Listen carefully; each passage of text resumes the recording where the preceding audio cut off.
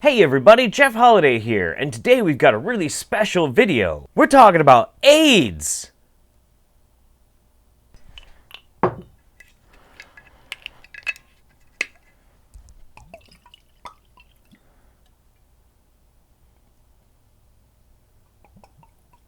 HIV and AIDS have pretty much been a specter looming over our society for a long time. First really uncovered and brought to light in the public eye in the early 80s, it grew into a public health crisis.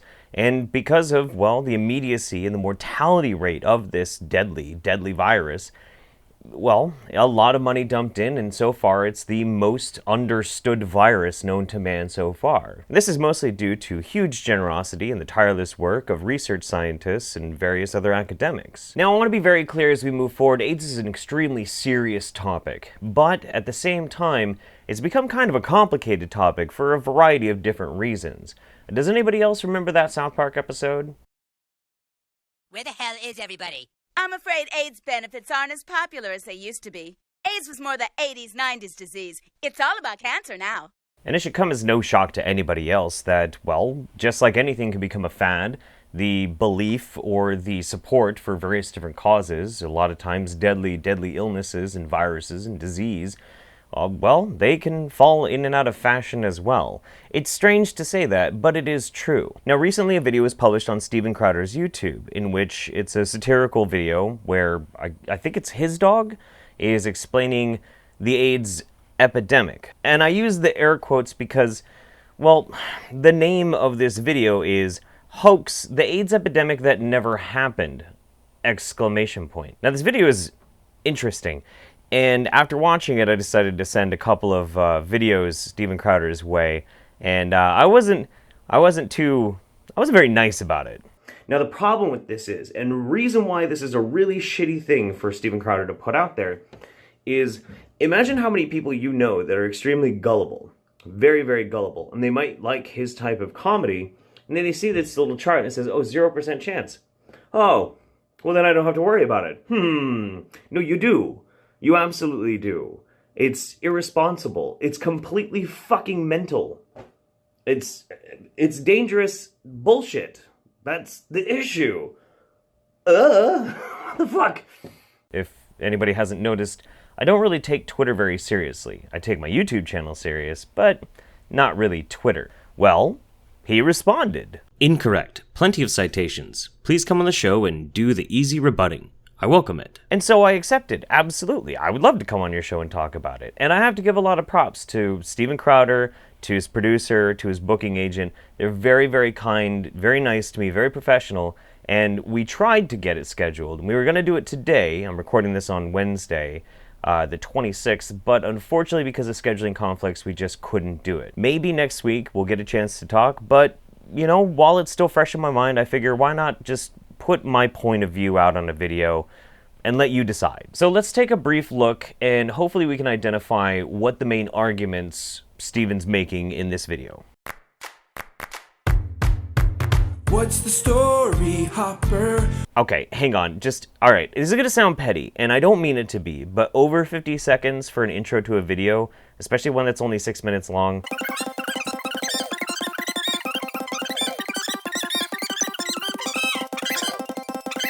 it's too long, man. Catch the bullshit, Hopper. It's too long. It's cute. The dog is adorable, but it's too long, man. Once upon a time, in the 80s, the media and governments of the world warned of an impending catastrophe, the epidemic of HIV/AIDS. In the 1980s and early 90s, the message was clear. No one was safe from the silent non-killer that is AIDS. The silent non-killer? Non-killer? What exactly do you mean by non-killer? That's a little disturbing. I'm going to sum up a little bit and say a lot of this video is basically trying to say that there was never an epidemic of AIDS.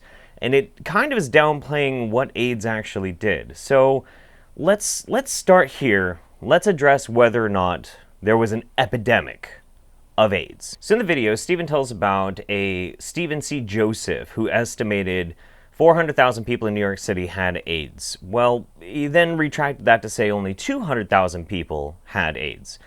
Now, that's still kind of shaky because we don't know for sure if that was actually the number, but keep in mind the population of New York City at the time was 7.3 million people. Now, that means 2.7% of the population was infected with AIDS. That's a significant percentage. 2.7%?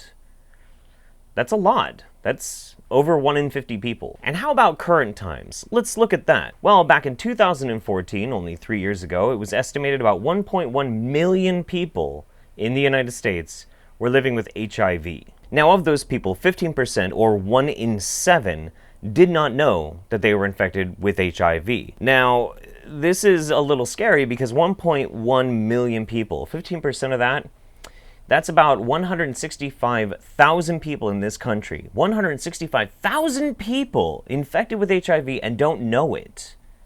For reference, I live in Eugene, Oregon. It has a population of 166,000. That's a lot of people. That's a lot of fucking people. But is it an epidemic? Is it an epidemic? Well, there's a couple of different ways that you can look at it. You see, there is no absolutist definition of what an epidemic is. I think in some ways, Steven Crowder's idea was that he was trying to debunk that there was a pandemic. A pandemic is something that is overwhelmingly devastating. You know, like the Spanish flu infection that killed 40 million people. That's a pandemic. An epidemic, on the other hand, can be classified in a few different ways. For example, if we're going off of the flu, well, they basically put it around mortality rates. That's one of the ways in which they try and decide if it's an epidemic. For instance, if you have over 7% mortality rate for one strain of flu, it's considered an epidemic, simply based on how many people are dying from it. Well, if you're going off of that metric, before the introduction of antiretroviral drugs from 1988 to 1995,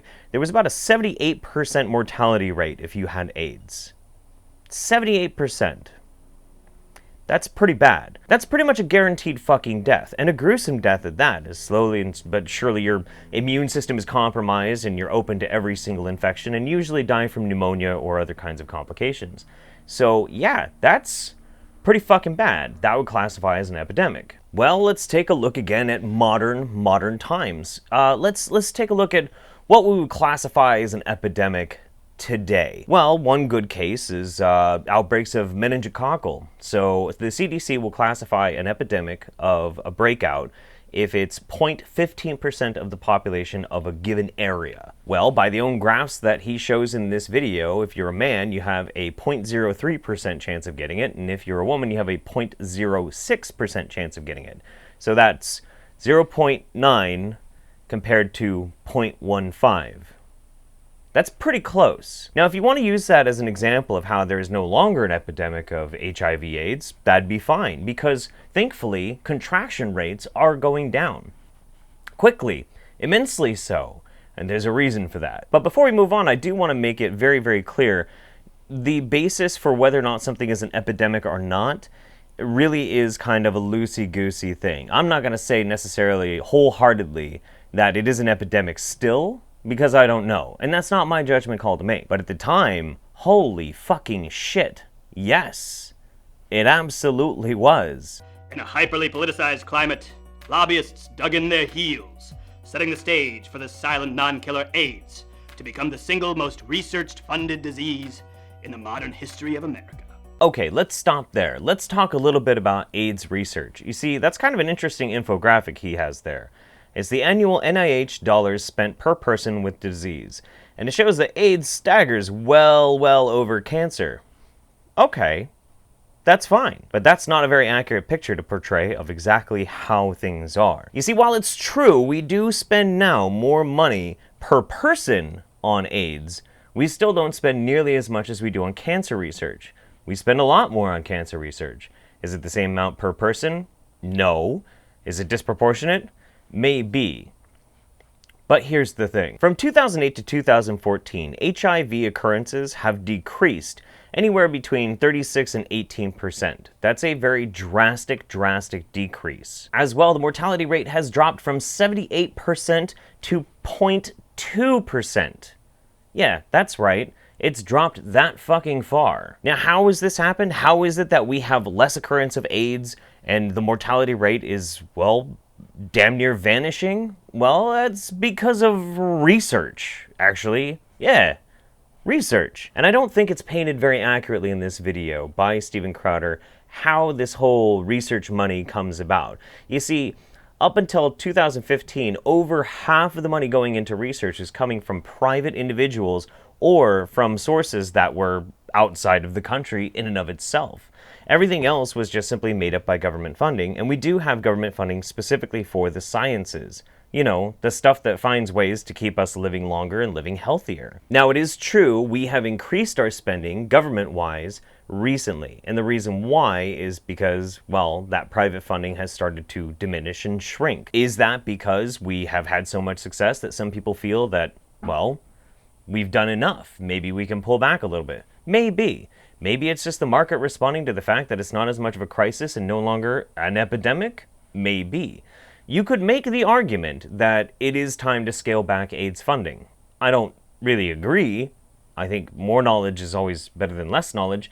But you could make that argument, and that would be a fine argument to try and put forth your best idea from. But unfortunately, that's not what's portrayed in this video. Only that wasn't true at all. Statistically, the CDC puts a heterosexual American's chance of contracting AIDS at 0%. And that is bullshit. Fucking bullshit. Dude, this is where I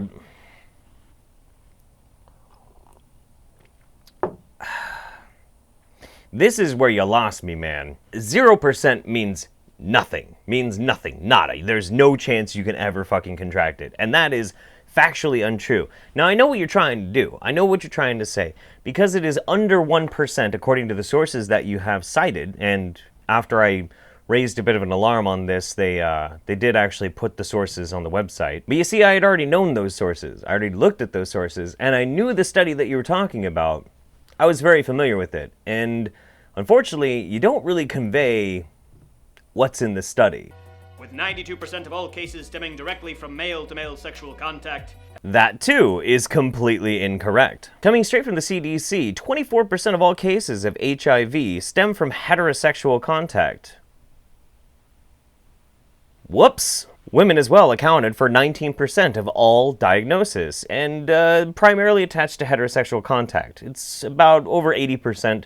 The rest was intravenous drug usage. But clawing at the hundreds of millions of dollars in government grants, fear-mongering ran rampant. That also is incorrect because it was about $10.9 billion in local domestic funding in 2015. But whatever, it's fine. I just thought I'd be fair. But hindsight is 20/20. In the moment, everyone believed this silent non-killer AIDS to truly be an epidemic, even though the chances of contracting it short of anal sex with gay strangers while shooting heroin was statistically non-existent. Statistically non-existent? That's kind of odd, because in that graph it actually says heterosexual contact 3.7%. That's weird. Matter of fact, the chances of a straight person contracting HIV in the modern world is 4 in 10,000 per exposure. And see, that's not actually accurate either. You see, I do know the study. Yeah, you posted it, thank you, but as I said, I was familiar, so let's take a look at that. Estimating per act HIV transmission risk. This is by Pragna Patel, Craig B. Borkhoff, John T. Brooks, and Jonathan Merman. This is a meta-analysis, not really one specific study.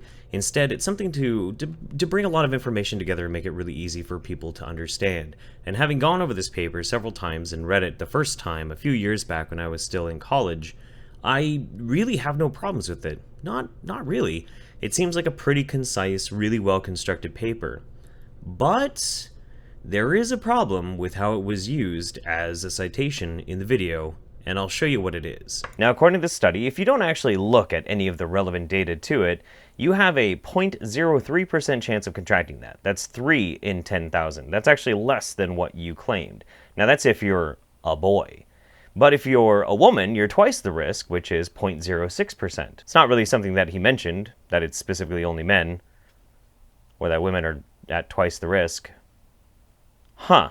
Interesting. But even more so, if you go to homosexuals, theirs is a 0.09% to 1.1%, depending on whether you're catching or receiving. Again, that's interesting.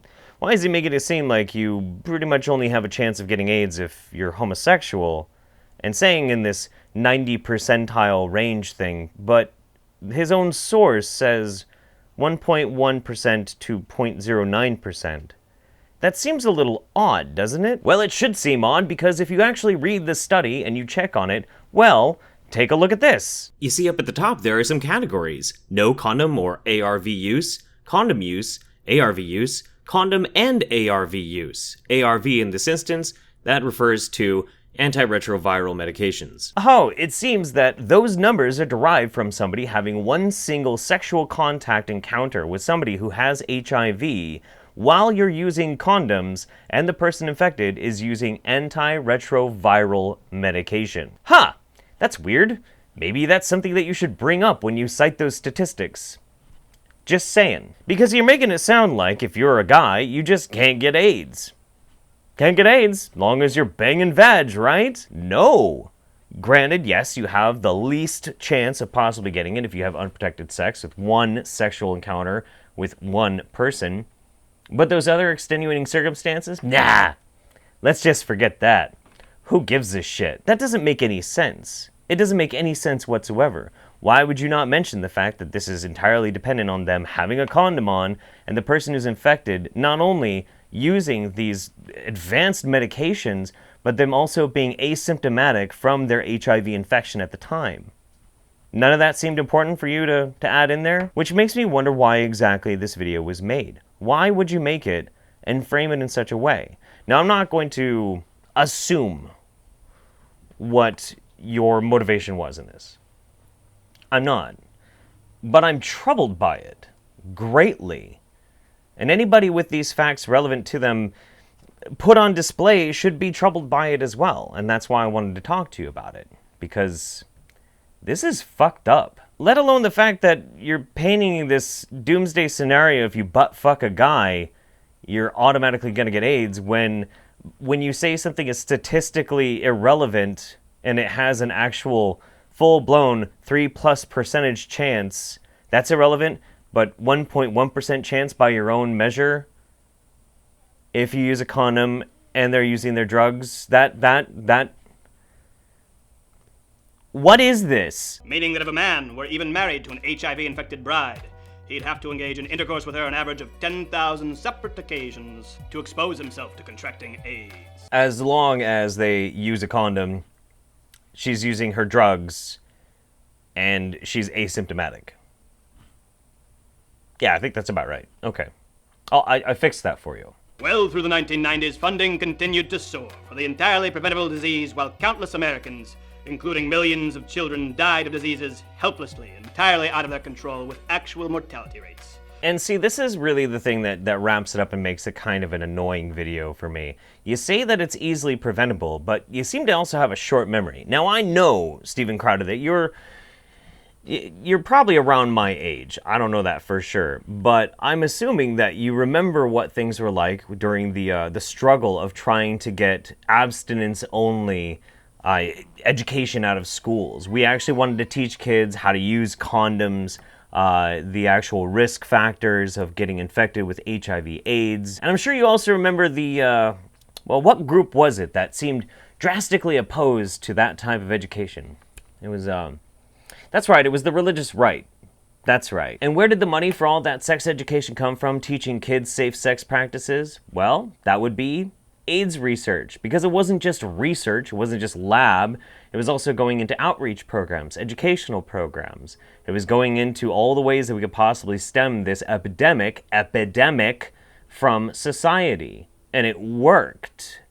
It absolutely worked. Yes, the AIDS epidemic hoax is one of the greatest ever perpetrated in the American public. But that's the thing, too, that bothers me, is this is basically saying we should have been putting all that money into something else, something like, I don't know, childhood leukemia or something like that. And there's a lot of people who don't really understand how medical research works. They seem to think that, like, there's an AIDS bank account, yeah? There's an AIDS bank account. There's too much money in the AIDS bank account right now. So I think what we need to do is we need to pull some of that money out of the AIDS bank account. We're going to put it into the cancer bank account. And then that way, cancer will have more money and hopefully we'll save more children. Yeah, because All diseases are exactly the same. The more we study them, the more easy they are to learn, right? It's not like any of them are more complex than others, or the fact that cancer is a classification and not specifically one specific illness, unlike the AIDS virus. I mean,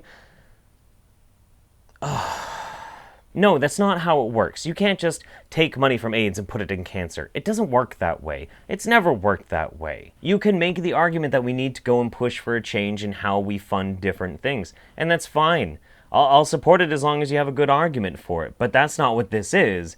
This is deceitful. It feels that way to me. It really does. I mean, I can't say whether you're intentionally trying to mislead people or not. I hope not. I really hope not, because contrary to what you might believe, I actually really think you're talented. I think you're funny as fuck. When he takes the piss out of Cenk Uygur, oh man, it's wonderful. I love it. It's great. But this is bad, man. This is really bad. Maybe you should just blame it on the dog. Say the dog got into the studio and the dog's got some crazy ideas and made this satirical video and you weren't being serious. I mean, that'd be one way you could do it. You too can help save children's lives and stop stealing their research dollars by taking these simple steps to easily avoid the silent non-killer. So really, as long as you're not having unprotected anal sex with strangers or sharing needles, you have nothing to worry about. Wow. Really? So as long as you're not having unprotected anal sex or sharing needles, you have nothing to worry about. There's a whole lot you're not saying in there, and a whole lot you're kind of saying. Holy shit. I'm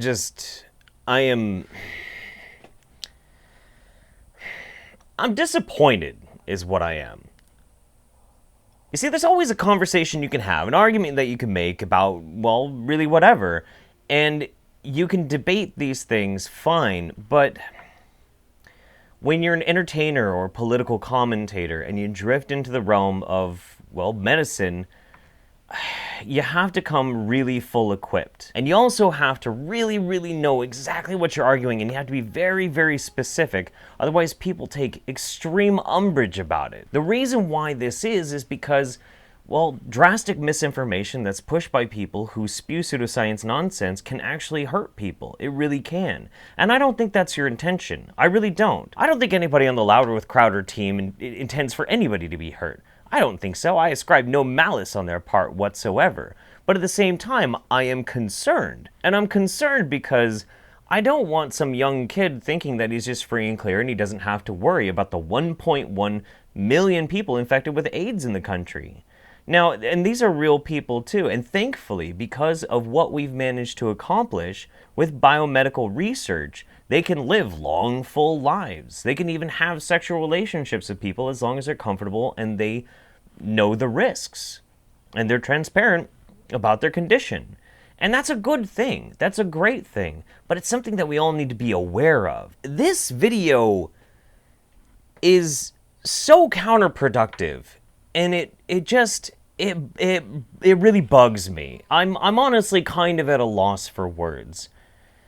I'm frustrated. But I would still love to come on, and I would love to debate these topics with you, Mr. Steven Crowder, because I do have respect for you, and I'd like to see what you have to say. Maybe we can hash out a good conversation from it. It could be productive, because I don't think necessarily that we disagree on everything, and I do like your comedy, so maybe we can make it happen. Who knows? Maybe we'll come to a really good understanding. That's the basis for communication. Anyway, that's gonna be it for me today. I hope you enjoyed this video. If you did, do the bibbity bobbity and the shit down there and all that kind of crap. I hope you have a fantastic day, and I will see you next time. Bye.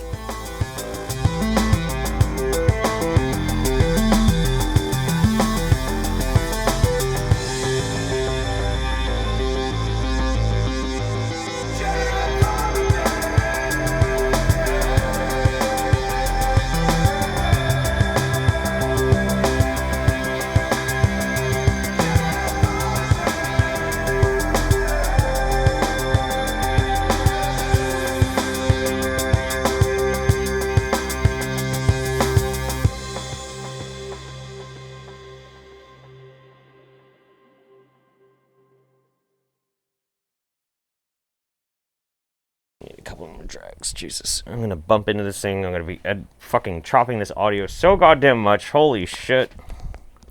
All because I have to keep smoking because I'm so frustrated talking about AIDS. Oh my god. Yay, AIDS, man. What a fun fucking topic.